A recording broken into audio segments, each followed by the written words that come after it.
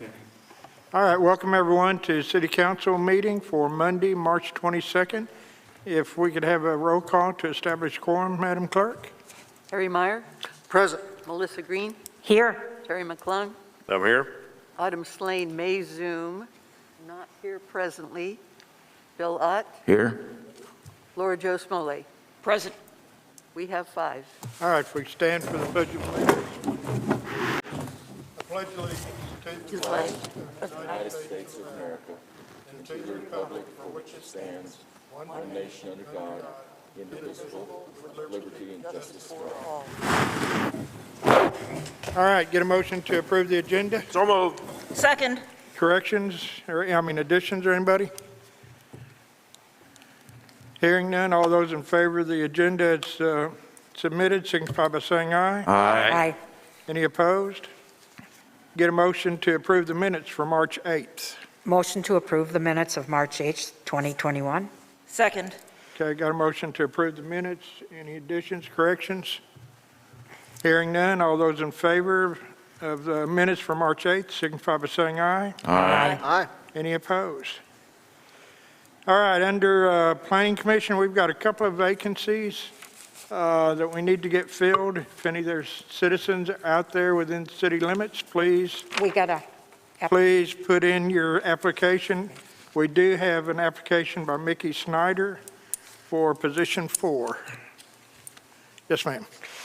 I'm going to go ahead and nominate Ms. Schneider tonight. She served 3 times on the Planning Commission and did a good job, and I think we all know her. So I'm going to move that we appoint Mickey Schneider to position 4 on the Planning Commission. Do I get a second? Mr. Mayor, Yes, ma'am. Yes, sir. why not make it for position 3? Position 4 expires 7/1/21. All right, well, if it's okay with, I'll amend my motion to put her on position 3. okay, get a second for position 3 for Mickey. Point of inquiry, Yes, you mentioned if anybody out there in TV land wants to put their name in, we still have a vacancy for that. okay, are you looking for all positions? Well, now we're just looking for position 4. Okay, because I didn't know whether someone heard this tonight and wanted to put their name in if we were cutting them off from being in that position. We still got a position for them. Okay, And Thank you. and I don't mean to shut this down, but we always have a hard time getting people in the Planning Commission. So Okay. having Mickey served would be a great asset, I think. And she did a great job. Mr. Mayor, Yes, sir. and also for anybody that wants position 4, although it expires 7/1/21, more than likely it would just renew anyway. So, for the next, it'd roll over. I'm sure it would That's be true. voted on, so. Yep. Don't let that be a deterrent. So please come up. So we have a motion for, and I think we had a second. I did not hear one. No, I didn't. Oh, do I have a second for Mickey Schneider? Yeah, you had that. I did not hear one. I thought Terry, did you make a second, Terry? Or who did? I didn't, but somebody did. I will. How's that? Yeah. Okay, thank you. All right, we got a motion and a second for Mickey Schneider. Any further discussion? All those in favor, signify by saying aye. Aye. Aye. Any opposed? All right. Again, to clarify and make sure that people realize we still have a position available for the Planning Commission. This is it's an important part of the city, and we need your help, so please come in and go online. We've got the applications, or just call my office. We also have another position vacant in the Parks Commission. So if you're interested in serving on the parks, just please let us know, and we'll see what we can do. That brings us to public comments. Do we have any public comments? All right, hearing none. We have no unfinished business. Our new business is a presentation by the University of Arkansas School of Social Work that Mr. Meyer and Ms. Green asked to have. If I can get a motion to discuss. I'll make a motion to discuss. I'll second. All right. Dr. Strauss, the chairman of the School of Social Work, and Mark Plasmeyer is here to give us a presentation. And she has been involved with the Fayetteville Police Department in helping work on this. And so without further ado, if the city council would like to move back, I'll ask Dr. Strauss to come up and make her presentation, please, ma'am.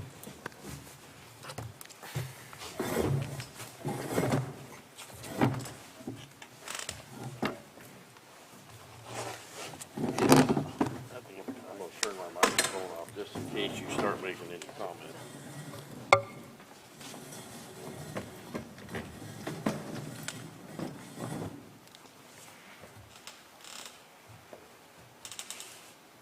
Okay, can y'all hear me? Is that, Just barely. yeah, I think it's on. Hello? Okay. So thank you guys for inviting us. One of the things that I just want to share is a couple of people reached out to us probably about, 6-8 months ago and said that they were interested in just what it would look like to involve a social worker into their community, either in regards to the police department or the fire department. And so basically they wanted us to start collecting literature and information data on what's being done. And so that's basically what we're going to present to you today is what various communities are being done around the country, what some local communities are doing. Fayetteville's doing some stuff. And so we're just going to present to you that information. And as you know, every community is different. And we just wanted to present it and then answer any questions you have and be a resource for you if you want to seek to implement something like that, whatever you guys decide. So that's basically what we're going to present.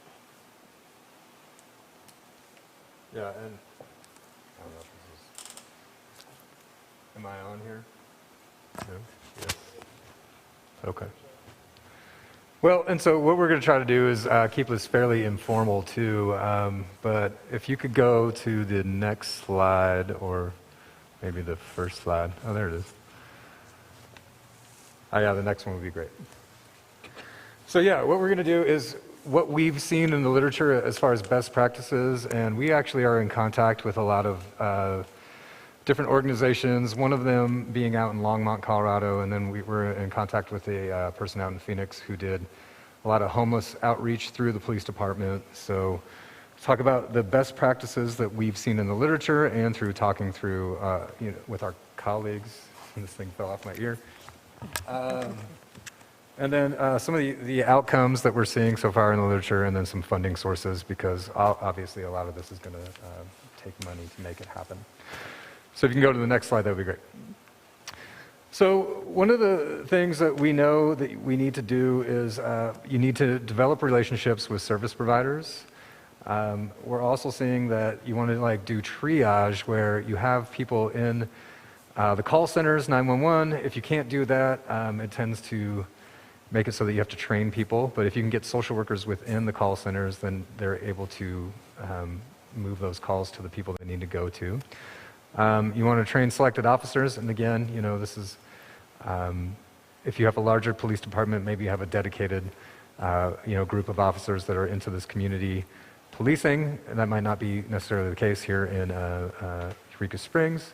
But one of the huge things that you need to do is link people up to services and follow up after the fact. So that is one thing that, even in talking to people that have done this work, if you can get people connected to services that day, at that moment of that crisis moment, it serves, people tend to have better outcomes. And then, you want to also develop more alternatives, which Kim will get into a little more later. Go ahead, next slide. Is that working? Okay.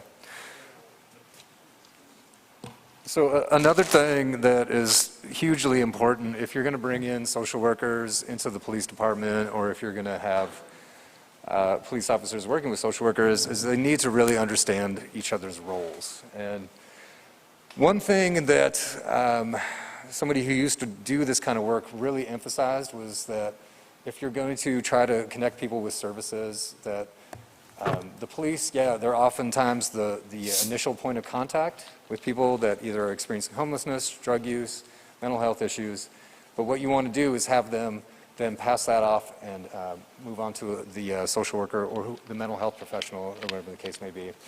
But those relationships are key between social workers and police officers. You want to make sure that people know what each person is doing. And I will say this, though, even with people that have been doing this for years, that those relationships are hard to figure out, so it's not always an easy path forward. So it will be difficult to do. Go ahead.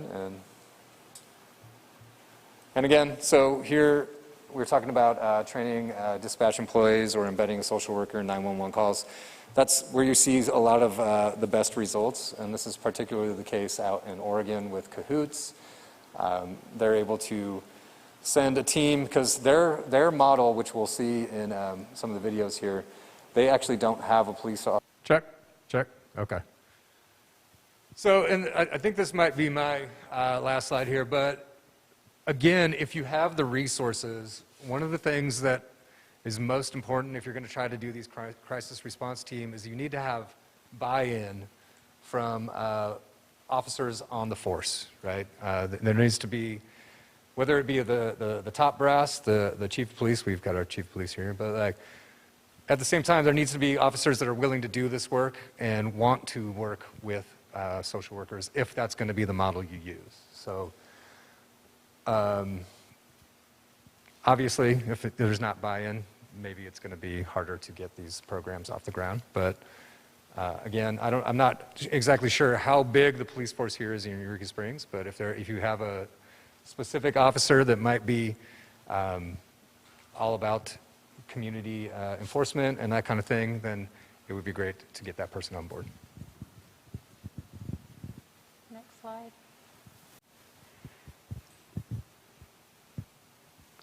So I'm just going to talk a little bit about what some of the research says in regards to what social workers can do for a community when they're involved in the police force or the fire department.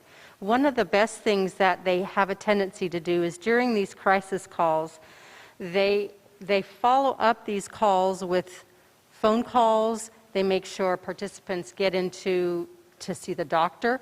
They refer them to a substance abuse clinic. And one of the things, again, that's been the most important thing is that they follow up and make sure these individuals have followed through with what they're supposed to be doing or what that has been suggested.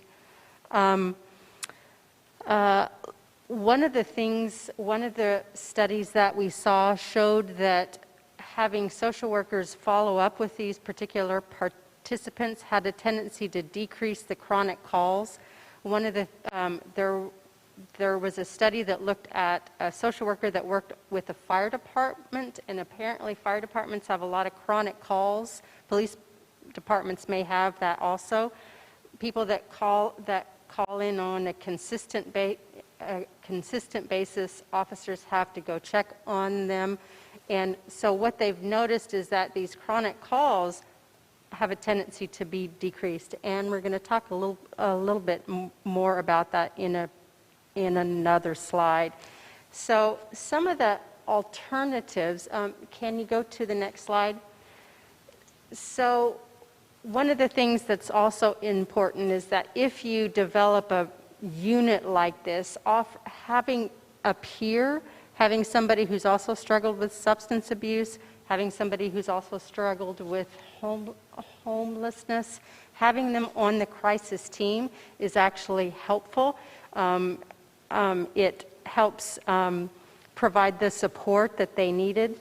And one of the programs we looked provided peer respite support. In other words, instead of placing somebody in an inpatient facility, they would actually have the person go and stay at this respite unit. Providing that support with that for that particular individual really helped decrease the next incident or thing that happened to occur. Another thing that the crisis unit often would do too is provide an alternative treatment or an alternative acute inpatient facility. That, again, help decrease the inpatient units, the pressure that medical facilities and mental health facilities in your community are suffering.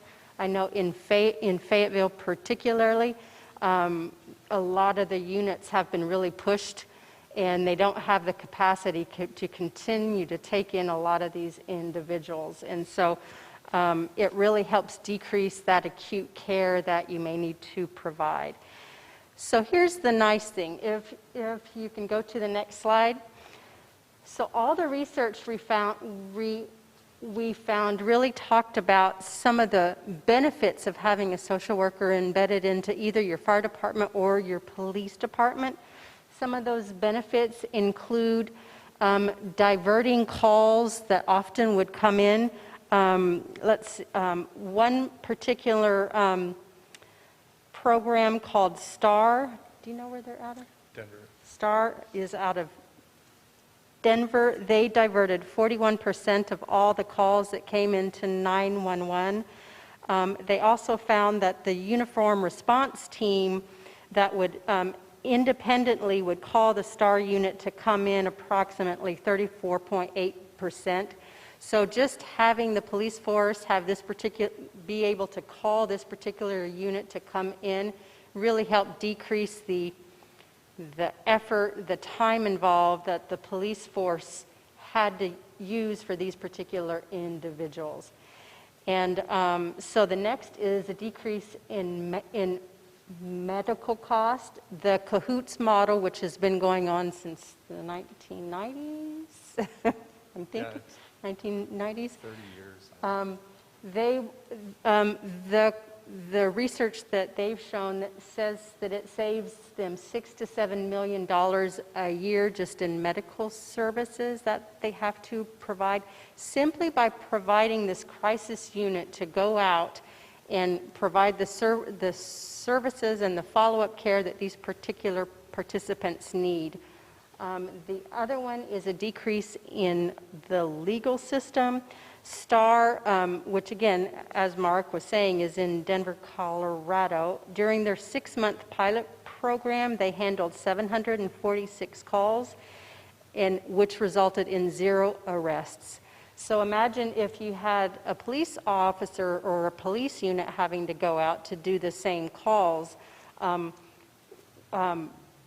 It showed clearly there was an effect. The other thing that these crisis units have done is shown a decrease in the homeless population. Miami, which has had a particular crisis unit since 1993, they've showed an 85% reduction in homelessness just in their city. So now, how are you going to pay for it? Go to the next slide. There's various things involved that you can do. The Bureau of Justice, there's lots of federal grants. There's some other grants. The Bureau of Justice provided assistance. They had this $100,000 grant for law enforcement and mental health collaborators. Then the National Institute of Justice had, they offered up to $3 million in which supports formal research and targets enhancing strategies for officers' interaction with people with mental illness. CAHOOTS now is funded solely through the city. CAHOOTS is a fairly small town. Do you know? Eugene, Oregon is a small town. Do you know how the population? I think maybe 200,000 people So tops. it's quite a bit larger than here, but they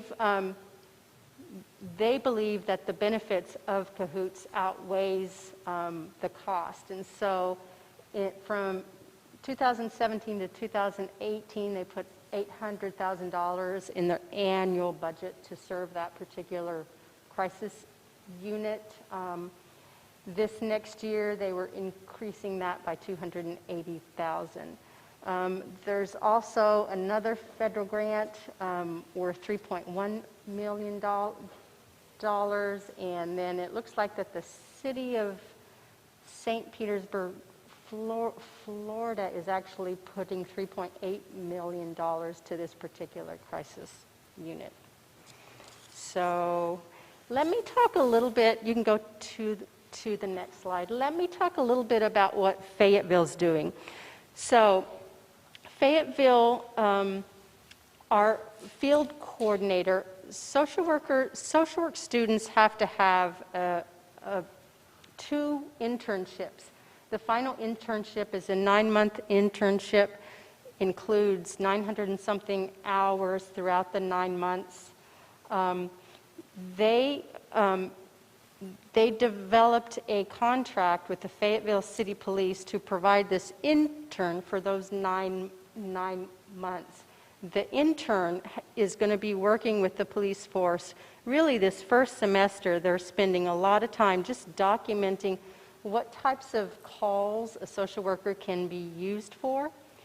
So they're really using this first semester as kind of what will be the reach, what can we use the social worker for, and again, all the funds are coming through the School of Social Work. The police chief also wanted us to begin collecting data on the type of calls that are coming in, the type of calls that a social worker might be used for. And so he wanted us to actually collect data this semester, the fall semester, and next spring. So he wants 18 months of quantitative data on the types of calls that this particular social work intern is going to work on. He also allowed us to do qualitative data. He wanted us to go in and interview the police officers in their perceptions of what it's like to work with the social workers, what are some strengths, what are some challenges. So really, we're working closely with him to really document this whole process because we really want it to be successful, and he wants it to be successful. But in 18 months, he wants to be able to go back to the city and say, here's how much money that this particular social work intern has saved, here's the type of calls that they participated in, and here's the perceptions of our police officers. Here's what's worked and here's what hasn't worked. And so that's basically what Fayetteville's doing. And so, do you want to show the videos real quick? Yeah. Or do you want to talk about Denver Longmont? No, we could show the videos. And yeah. Just the second and, yeah, this one. Over the past few weeks, we've seen calls for changes to the way police conduct their business. A team in Longmont has been working on just that for years now. Now it has become a model being replicated around the nation. Jeff Todd joins us live in Longmont tonight. Jeff, this model changes how police respond to calls. Karen, it's called the CORE team, Crisis Outreach, Response, and Engagement. 3 experts in different fields, one in first aid, one in behavioral health, and one in safety. And for the people that they're interacting with, it is making a significant difference. It's completely different than normal police work. The CORE team is made up of an officer, a social worker, and a paramedic. We're really trying to engage that population and break down a lot of the barriers that have previously existed between the police and those that have mental health issues. Hey, Bradley. For new calls around mental health issues, the priority is de-escalation and assessing the situation. Decisions are being made differently about sending people to jail and charging people that have mental health issues now, and that's a big piece of what we do, is trying to divert away from that system and get them the appropriate help that they need in that moment, rather than just chalking it up as a criminal event and we're going to resolve it by a ticket or going to jail. That's not what we want to do. Other times, the team is following up on citizens they've known to have mental health challenges. And that's really where we're building those relationships. We're helping them gain the confidence in themselves by us being a positive part of their life. Longmont police say they've seen suicide rates decline and seen some members of the community thrive, no longer needing intervention. The relationships that they have with this population are becoming better by the day because of the work that this team's putting in. We prioritize calls for service. Somebody really does care about you, and it's the police department. The COVID-19 pandemic has played a big role in how the core team has responded before. They used to have a majority of their interactions with people they had already had experience with. Since the pandemic has hit, a huge increase in new people that they are talking with. Longmont's hoping to add a third core team by the end of the year. We're live in Longmont tonight. Jeff Todd covering Colorado First. Jeff, they're doing a great job. There's one 9-word myth you must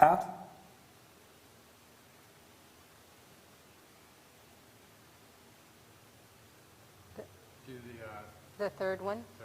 Yeah. So this is a different model. learn a guitar. It will probably sound completely innocent or even correct to you.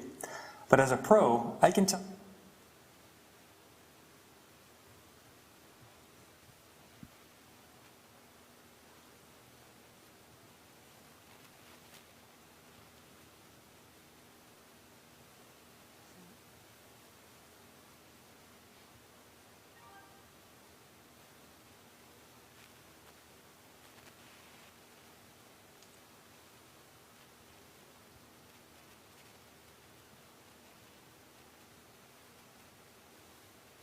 Was a good thing, even though you couldn't be more wrong.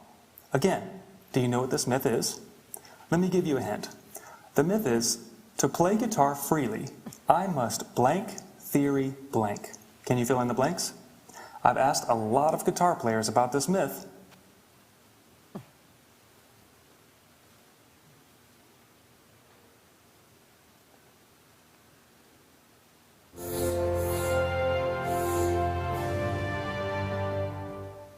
The following program contains explicit language and images from law enforcement. You know what, it's not that important that you see that, but I think what we wanted to do was have two different models be shown, because in Longmont, they have police officers involved on these teams. And in Denver, what they're doing is they just have a social worker and a paramedic. So it's oftentimes what you'll see in that model is that if things become violent, if things become problematic, then that team would have to then call an officer to respond. But at the same time, you're diverting a ton of calls. You're not having these people go to jail. You're not having these people be arrested or anything like that. And they're connecting them with the services they need. And that's really what I think this movement within law enforcement, within public health, within public safety is kind of about. And well, I think what we're trying to say is these things are not brand new. The one in Oregon has been going on for 30 years. A lot of them are starting to pop up. And there's, I don't want to say a billion, but I mean, there's probably 30 or 40 different models that exist out there with collaborations between law enforcement and social work, or just purely mental health, whatever it is.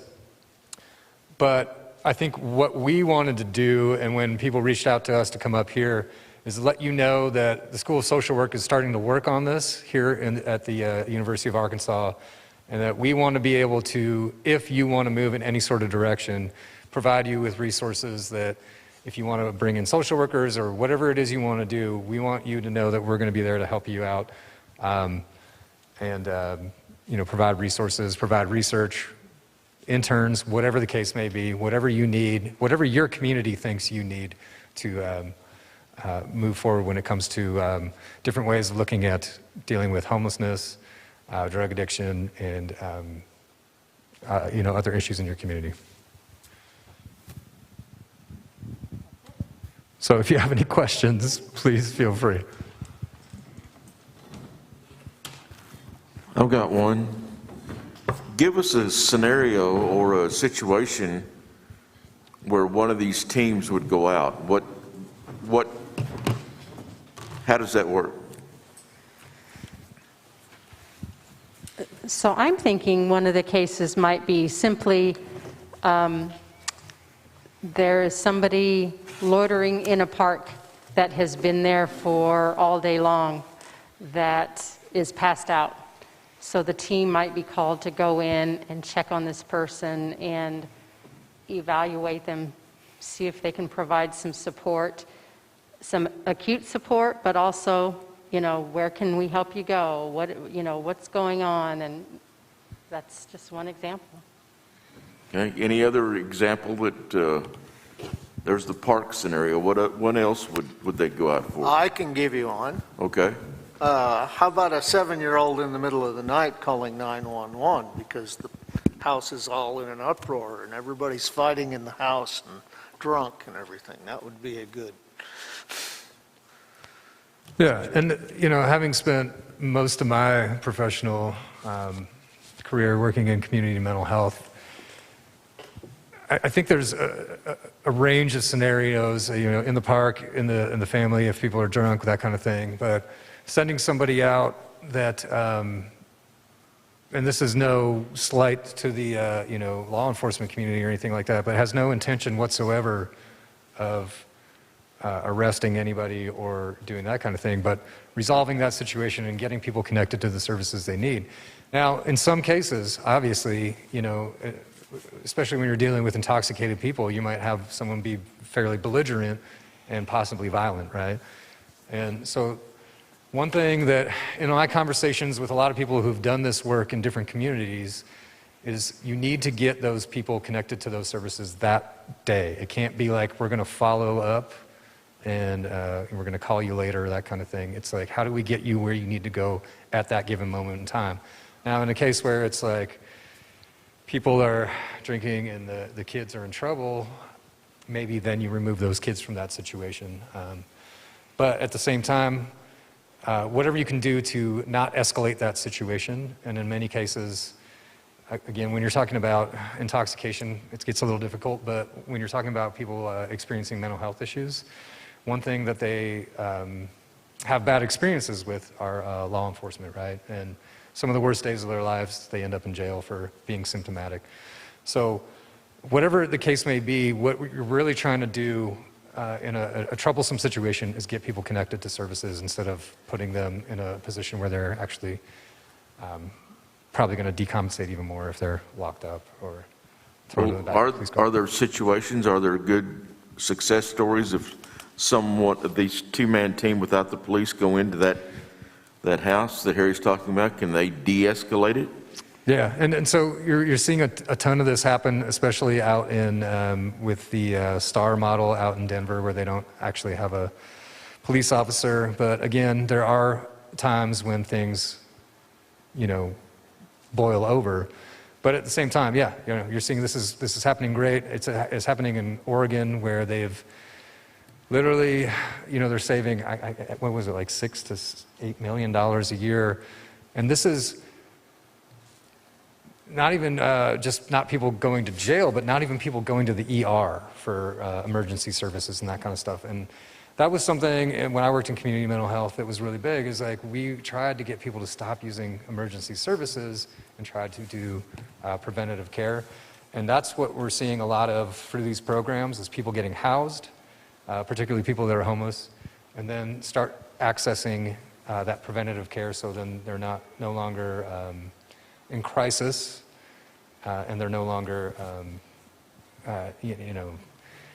the first thing that comes to my mind is like people with like terrible wounds or something like that, and they're homeless and they can't get care for that, but like all of a sudden you get them housed, or if you start making contact with those people, not through the criminal justice system, then you're like, okay, we can get you the care you need, and we're going to start saving this community some money.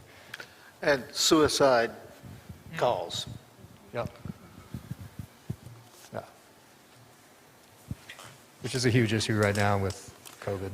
One thing I'm thinking about is, I know that both for the police and the fire, there are a lot of calls dealing with senior citizens or disabled people, taking care of them through falls, or perhaps they're lost, things like that. Is that something the social services can then get involved in order to reduce the number of calls? Making sure they get the proper home care, that kind of thing. Yeah, I mean, they certainly could, and I mean, there's some things that aren't going to ever go away, like the law enforcement, public safety, they're going to have to be involved in a lot of things. But if we can divert, I think really what it comes down to is the mental health, the substance use, and the homelessness issues, and how can we connect those people with the services they need so that they are no longer becoming, or no longer causing issues of public safety and issues of public health, right? Especially when it comes to people who use injection-based drugs, right? And like, so needles and parks and all that kind of stuff. We can move that kind of stuff out of the public. Yeah, people are still going to do this stuff, but how can we make sure these people are getting these services that they need, and then possibly reducing those kind of negative behaviors, particularly in public? So what you're saying is that if the call comes in, this team is reactive, and then the next day or whenever, then they become proactive to help these people find the assistance they need. Yeah, and so, yeah, and so it can be many different ways, right? And that's what Kim just said is like, that's one model. You can have people out there on outreach teams, but again, those things cost money, right? So if you're going to be reactive, that's fine, but like, what's the best way to be reactive, right? And so when I had a long conversation with a guy that did a lot of homeless work through the police department in Phoenix, and his idea was that the police, and this is a former police officer, right? And he did this work, and he said, we should be the first point of contact, but then where do we steer them, instead of jails and all that kind of stuff? Like, we need to connect them to services. And they had to do a lot of work out there with service providers who sometimes were reluctant to bring in, troublesome, if you want to call it, people. And so it does take a lot of buy-in, not just through public safety, public health, and all that kind of stuff, but also your service providers in your community. They need to be on board with this stuff too. So. Okay. You're currently in your first 9-month? First semester. Mm-hmm. I'm sorry? First semester. Yeah. Right. So, what's the initial response? So far, very positive. The student is a male, and he is a non-traditional student, and so he's got a lot of life experience. And the officer that's working with him is just thrilled. Great. Yeah. And so this student is going to stay throughout the summer, and I think he's going to stay next 9 months as well, the fall and spring. So he's actually going to be there for 18 months, which will be great. Mm-hmm. Thank you. Is he working at dispatch, is that right? No. He's not working with dispatch, but that's one of the options. That's one of the models, is that they do place a social worker in dispatch. Correct me, Chief, if I'm wrong, but most dispatch comes through the sheriff's office, is that right?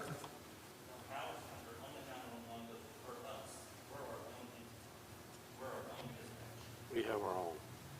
Okay, we've got our own. 911 goes right to the police department? Ah.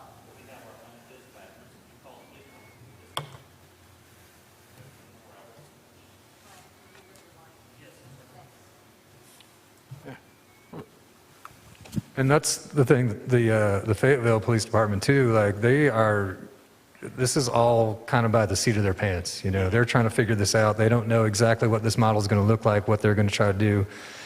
We were talking in a meeting recently, like, are we going to have is the social worker going to ride along, or are you going to follow up afterwards? So people are really just trying to figure this thing out, because there's existing models, but when we're just starting these programs, we're just going to try to do what we can and see what's useful. And I think that's what's interesting about what they're doing, is they're going to be like, okay, we're going to try to see what calls are most likely diverted, and what calls can this person go on, what services is this intern directing people to, so also then how do we divert funding, whether it be through like the police department or whatever. And okay, so all of a sudden we keep sending people to this one program, like maybe we should have some more funding for that program, that kind of thing. So it's very, at its, early stages. And I mean, these things, there's programs that have been known to work, but obviously those programs work because they're funded very well. Can I ask questions? Yeah, I was just wondering about how the dispatch system works. The dispatch system, we have our own 24-hour dispatch. We handle, we can dispatch fire. Anyone calls 911, it goes to central dispatch in Berryville to the sheriff's office. And if they need it here, they will transfer the call to us. I see. But we're our own 24-hour dispatch. Okay. Like I say, if you don't mind, or if I'm allowed to, I have a few questions about this. Well, you go right ahead. I have a question about this. What is the difference in this program, how you were talking about, the on-call teams and CIT trained officers? Because we already have 2 CIT officers already on call. One of them being salary and it's free. Sir? And CIT is Crisis Intervention Team. It's mandated by the state of Arkansas. Every department has to have them.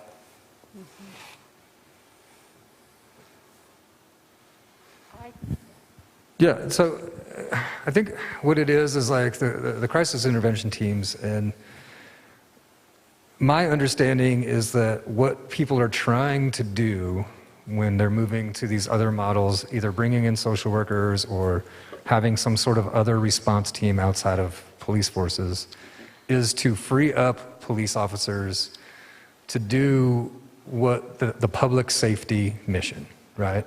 And like to have other people responding to things that they go to school for, right? Like so that's the only difference I see.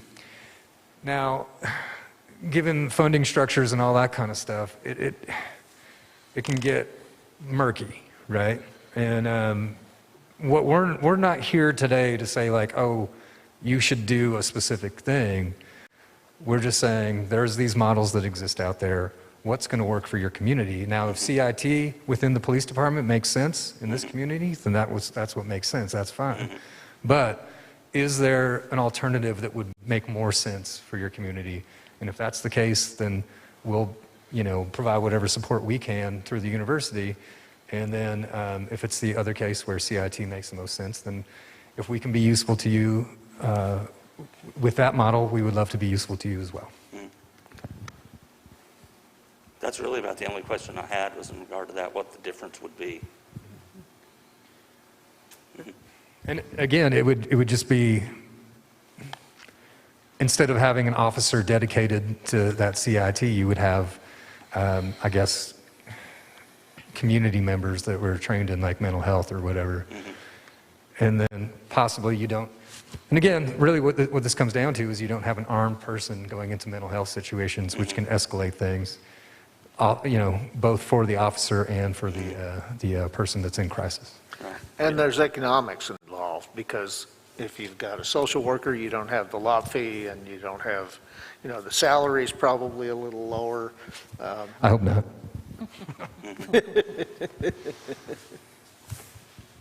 No, you're right though. I mean, and then ultimately it would be about, and that's what we're going to try to do here in Fayetteville, and that's what the conversation I had with the former officer out in Phoenix.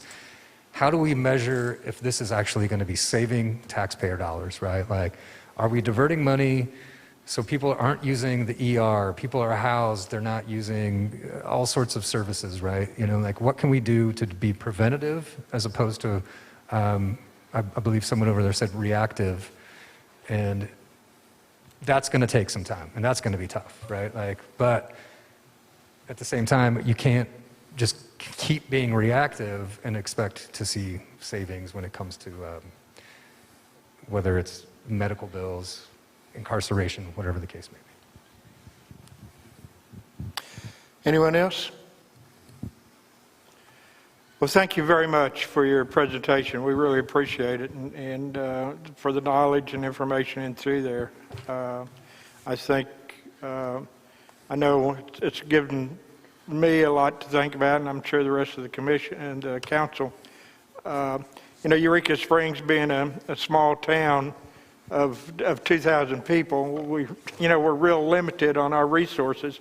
And the things that we have to do is sometimes we do have to double up on our resources we have. So when we have our CIT or people of crisis intervention on the police department, And we also have at the hospital, somebody up there that's always good. And we also got a couple of great 12-step programs in town too that people call on when we get into the alcohol and drug areas. And both the police and the EMTs are aware of those. But this is certainly something, and it's possible too with our resources. What we may be able to do is find one of the social workers that are familiar with that and enlist them into our fire department and volunteers. You know, I think that would be a possibility that we can look at.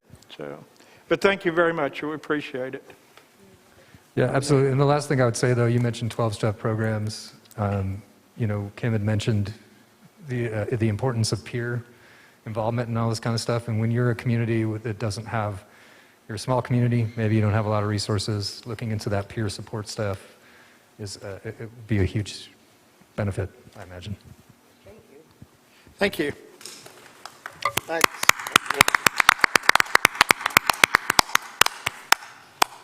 All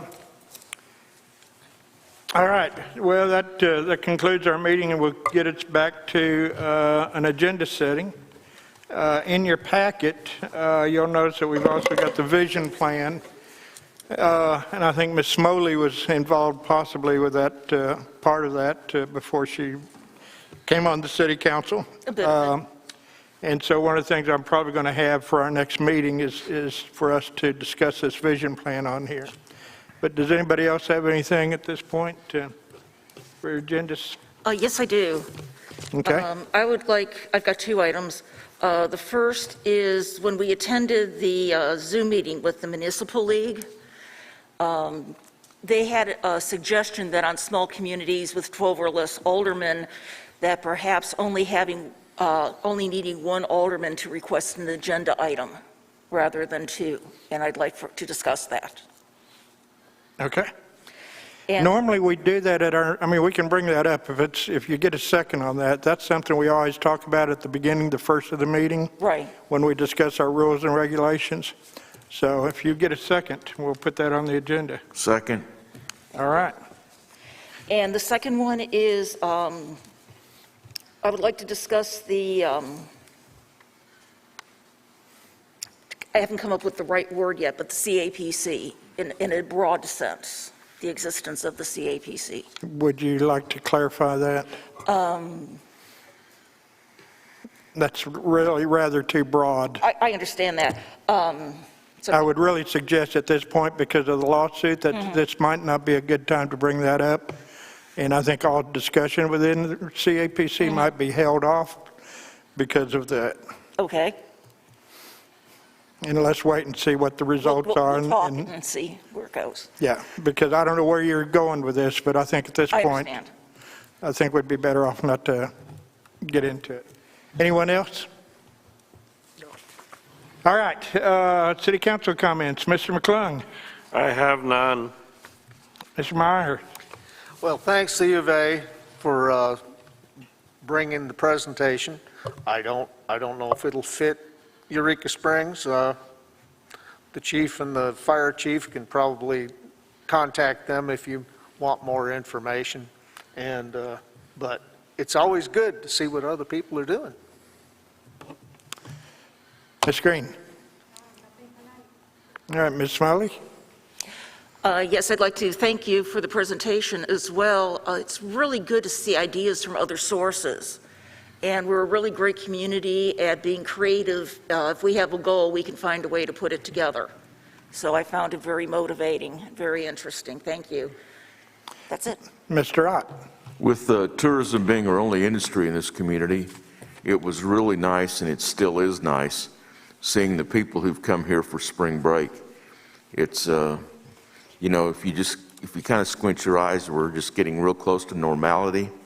And I'm so glad that people still love our community and still want to come here. And I think it can only get better. So I'm just happy to see the folks here for spring break. Thank you. All right. I really want to thank Dr. Strauss also and Mr. Plasmeyer for their presentation and information we got in here. I'm sure our police chief and it's got some interesting concepts that came out of this, and I'm sure if we come up with some other thoughts, we'll be able to contact you, and we have that information. And I'll certainly pass this on to our fire chief and let him know about it. Other than that, I'm glad it's spring break, and glad spring is here, and hope everybody has a good evening. If I'll take a motion to adjourn. So moved. All in favor? Aye. Aye. Any opposed? Thank you all.